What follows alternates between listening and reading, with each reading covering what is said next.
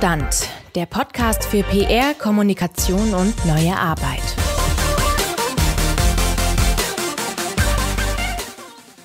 Hi and a very warm welcome to all our listeners of Kopfstand, our Allison+Partners podcast for PR, communications and new work. Today's topic is PR in Europe, an American and an English perspective. And surprise, surprise, we've got two English-speaking guests, one from England and one from the US.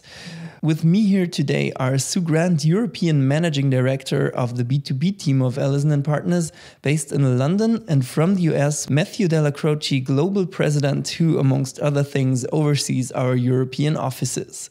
As we can figure from the news, it's not the easiest of times from a political perspective. So what would you say is the American view of things when it comes to doing PR in Europe? Is it getting more difficult nowadays?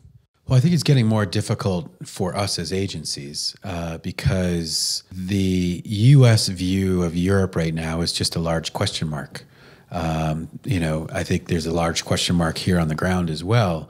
But certainly in the States, there's just a real caution toward spending dollars in Europe at this time through PR.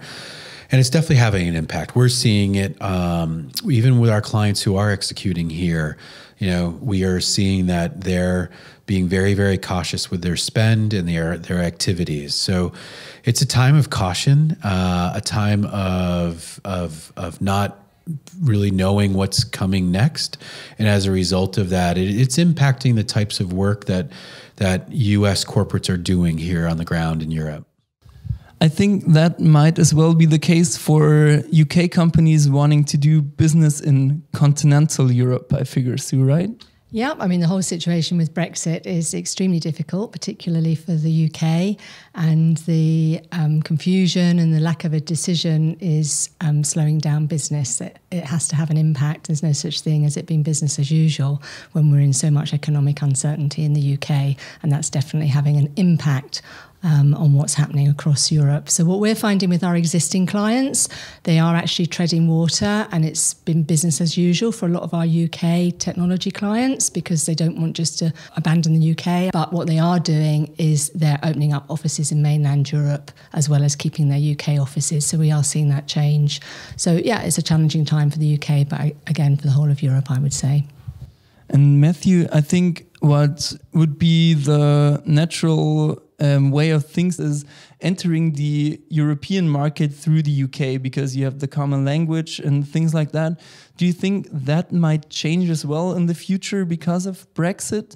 Yeah, it very well could do. We've actually seen a lot of U.S. companies approaching Berlin, opening up shop in Amsterdam, and so I do think that it could end up evolving. You know, there's always talk about Ireland being the next hub. A number of U.S. banks have moved a lot of staff from London to Dublin.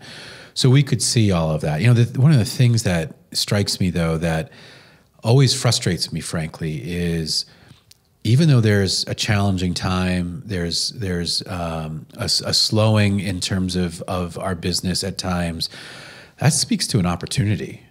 And I don't think corporates always understand that there's an opportunity. When someone else slows down, they can actually be more aggressive in the market, and their voice can be heard, and they can sell services and products at a more effective level as a result of them taking advantage of the opportunity around the confusion. There's always a need for leadership.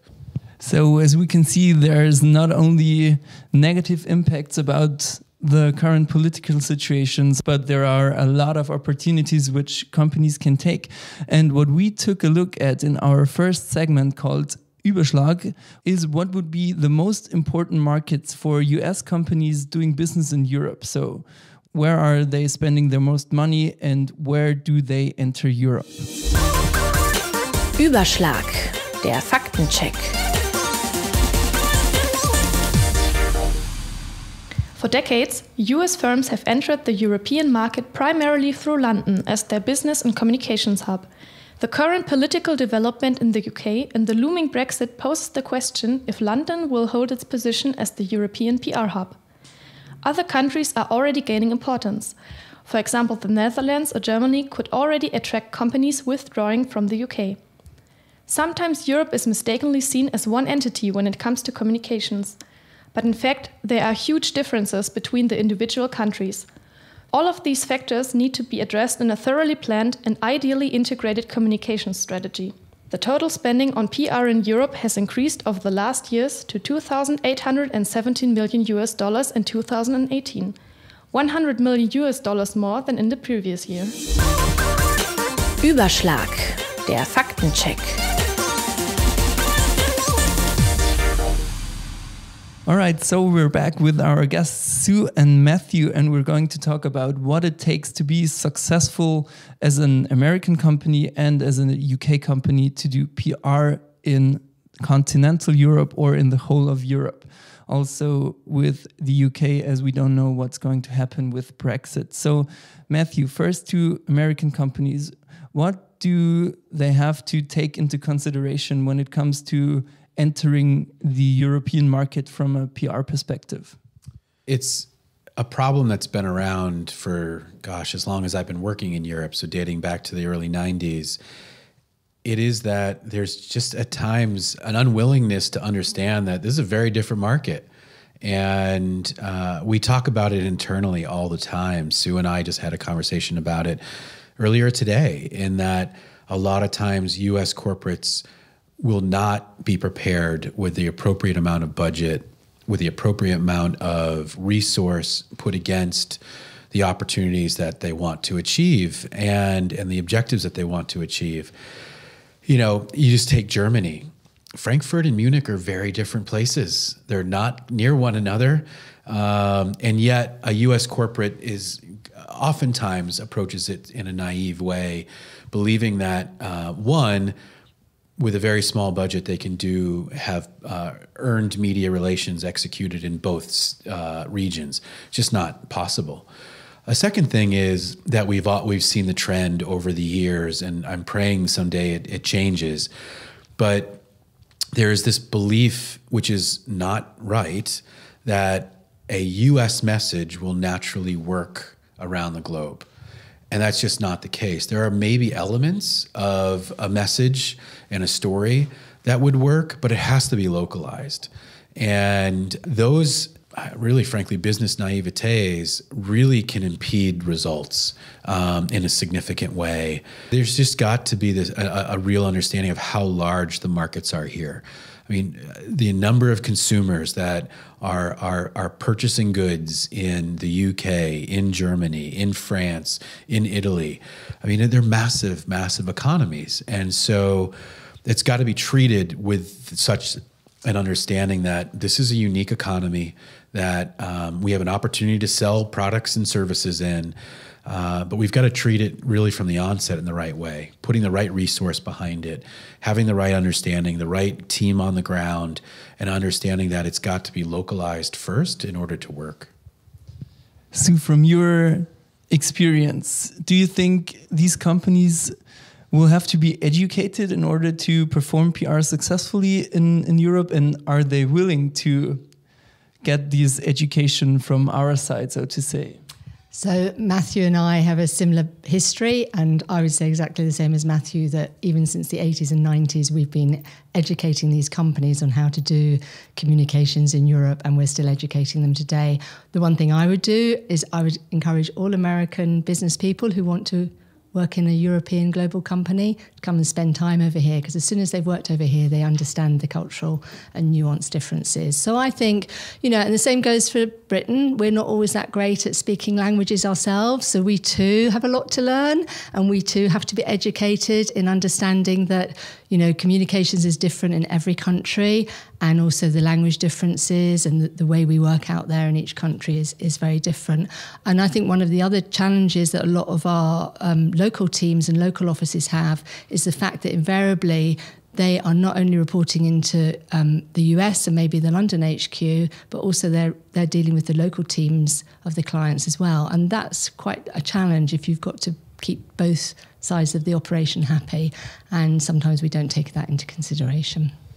One question for both of you. Do you think there is some common ground when it comes to things you have to consider as a company to be successful in Europe?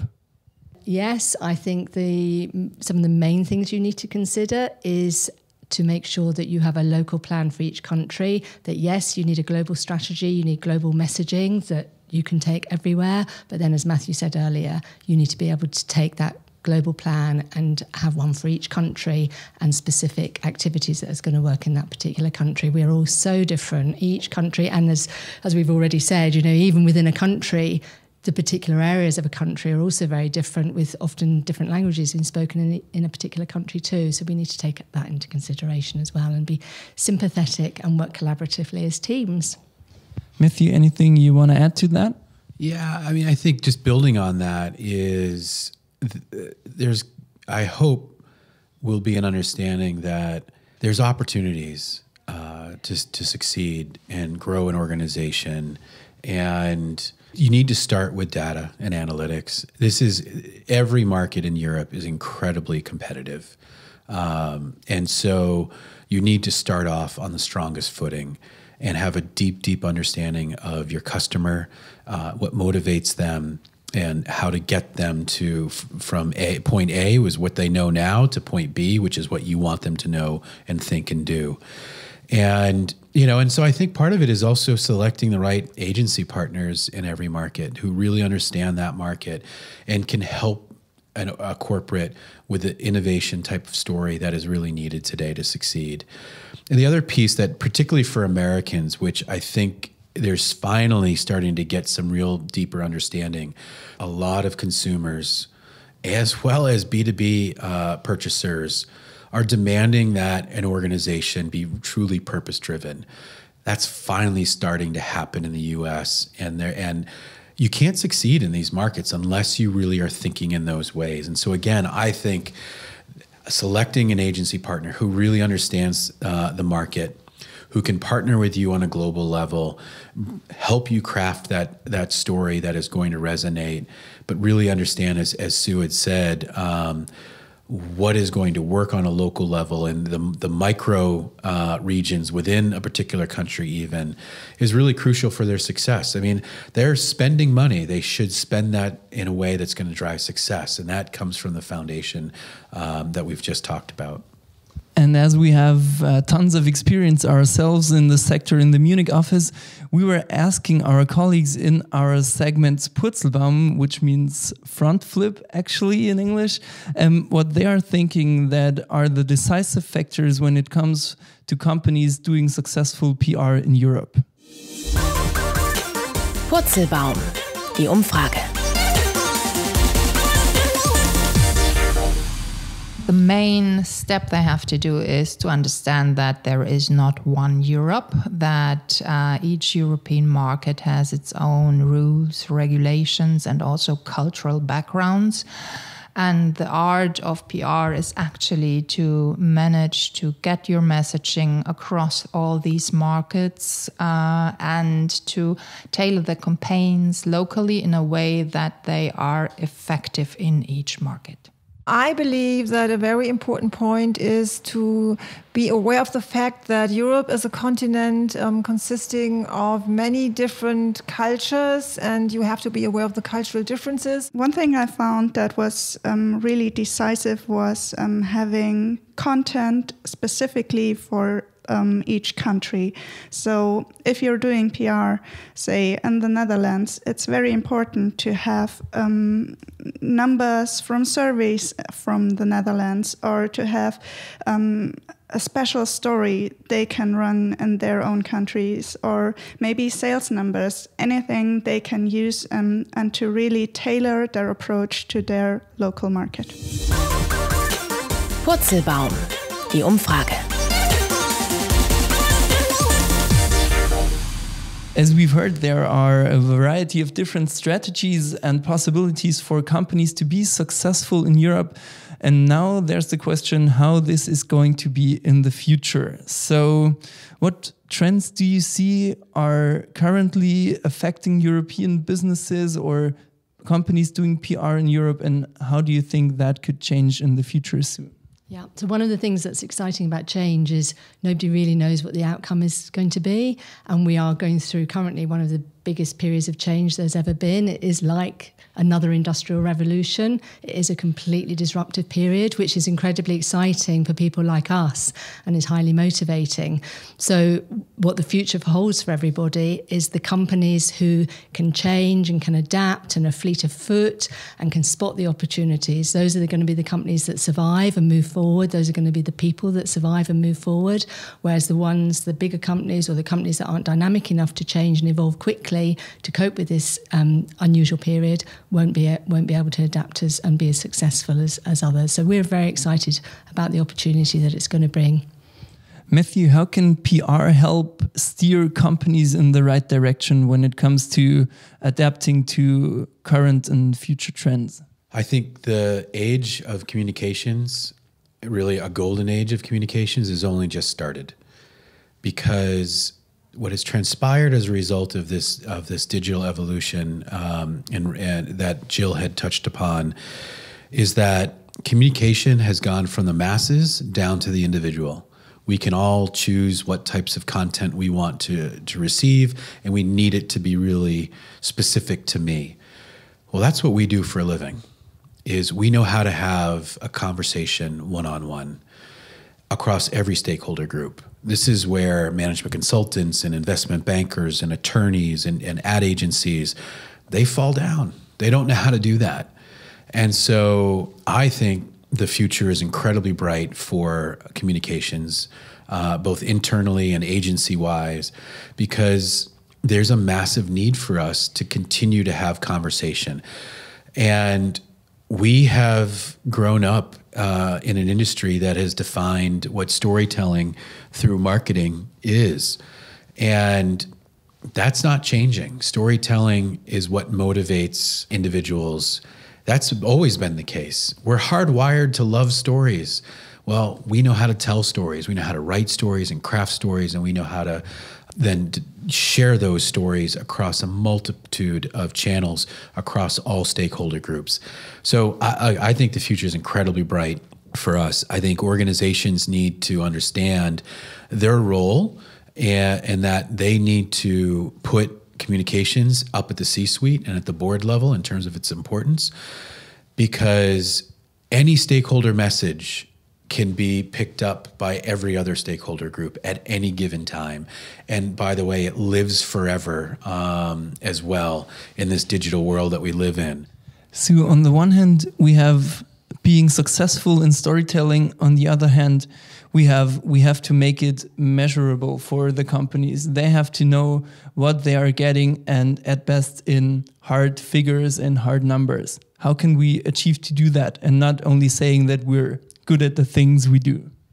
I think one of the ways you achieve that is by having the right people in the organization. And I think as a business, we're very good at recruiting the right kind of people. So we have got creatives in the business, we have got consultants in the business, but equally we've got the measurement and analytics people too. And that's quite a hard, difficult mix of people to bring into any organization, but we've very successfully done that. And you do need to be able to do it, because as much as our clients want strategy and they want creativity, they've got to prove the numbers at the end of the day. And as Matthew's been saying, to make a difference in the marketplace, to really drive a business forward, you need to be knowing what your goals are in a targeted, measurable sort of way. So I think we've got a great opportunity by having the right mix of people in the business to be able to achieve that.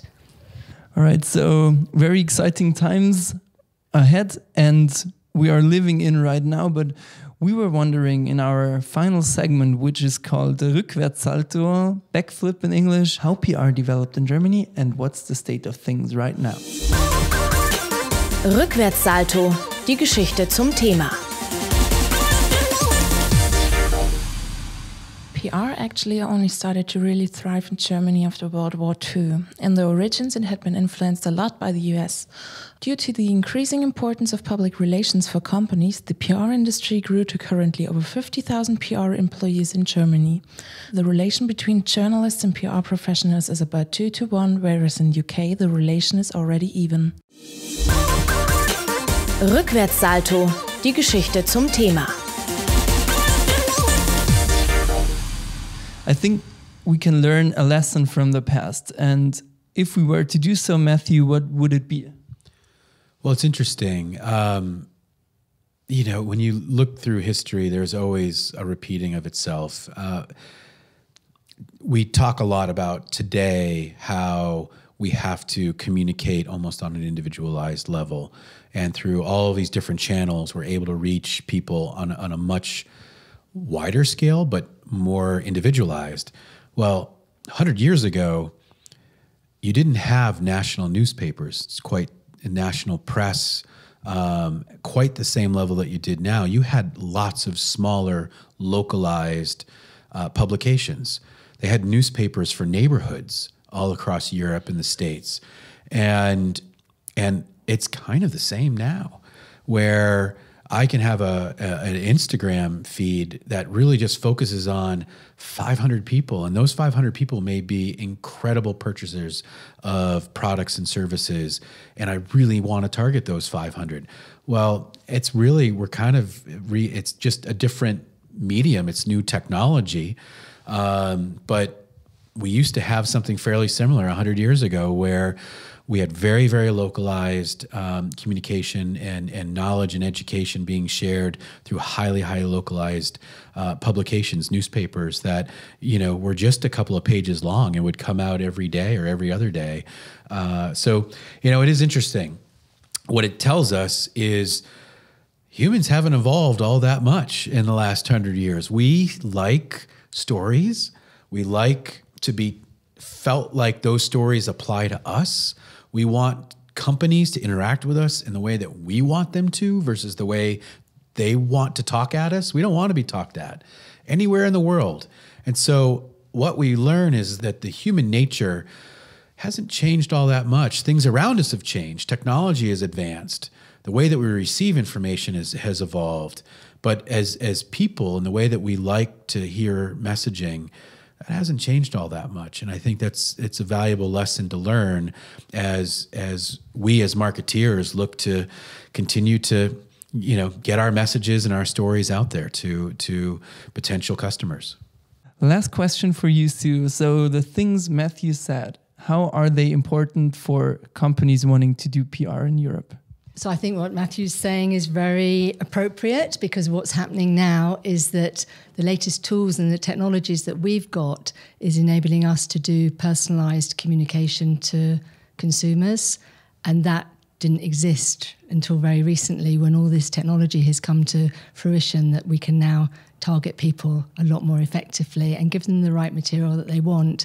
I remember, I can't go back to PR 100 years ago, but PR in the 80s was all about press conferences for 100 journalists. It was all about sending press releases on a courier service up to Birmingham to get approved overnight. So you had a 2-day approval process on a press release. And nowadays the communication can be instant. And the skill now is to make sure we're personalising that communication, which we can do because of all the analytics tools that we've got available to us. So that's how I see we can benefit.